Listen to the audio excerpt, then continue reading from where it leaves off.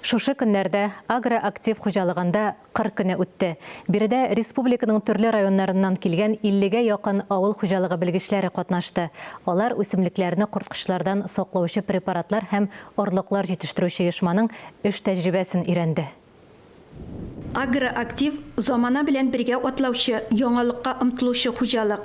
Биредә мул уңыш җыеп алуның серләрен яхшы белеп, заманча технологиялар белән эшлиләр. Әлеге максатта хуҗалыкта 22 гектарда тәҗрибә мәйданчыгы оештырылган. Биредә үсемлекләрне корткычлардан саклаучы төрле технологияларга таянып, төрле культуралар чәчелгән.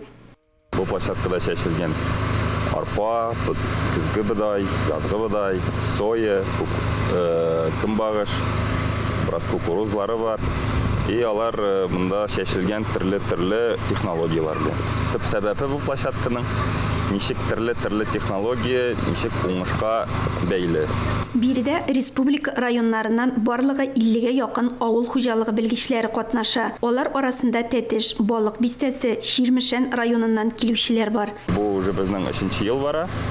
Монда аларның үзенчә севооборот, үзенчә алар эшкәртәләр, чәчәләр. Безнең хуҗалык өчен бу дәрәҗә, чөнки бөтен республикадан кешеләр килә, карый.